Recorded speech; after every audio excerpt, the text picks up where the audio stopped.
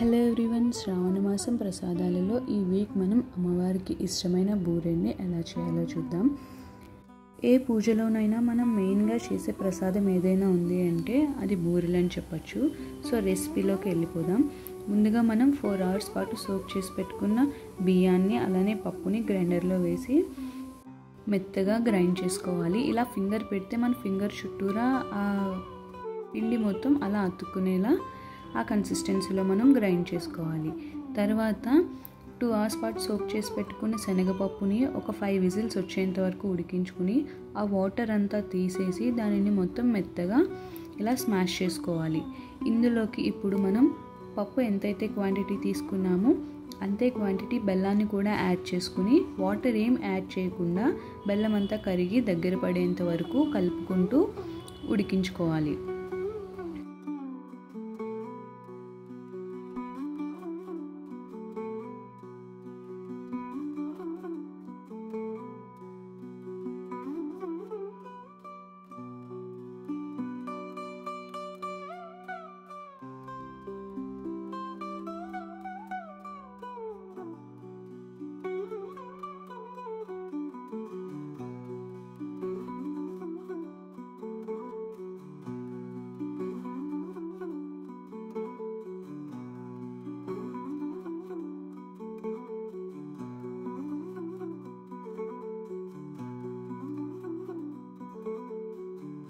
ఇలా బెల్లం అంతా కరిగిన తర్వాత మనం గీని కూడా యాడ్ చేసుకుని మొత్తం అంతా కలిసేలా కలుపుకోవాలి.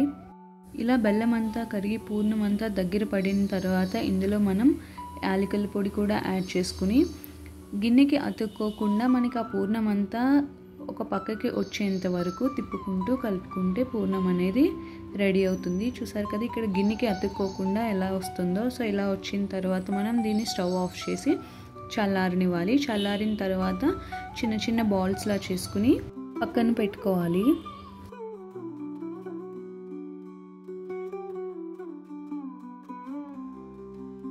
ఇప్పుడు ఒక కడాయిలోకి ఆయిల్ తీసుకుని ఆయిల్ హీట్ అయిన తర్వాత ముందుగా చేసుకున్న పూర్ణాన్ని ఆ పిండిలో మొత్తం అంతా కోట్ చేసుకుని మెల్లిగా ఆయిల్లోకి ఈ విధంగా వదలాలి. అప్పుడు మనకి పూర్ణానికి ఎలాంటి గ్యాప్స్ లేకుండా కూర అనేది పర్ఫెక్ట్గా వస్తుంది.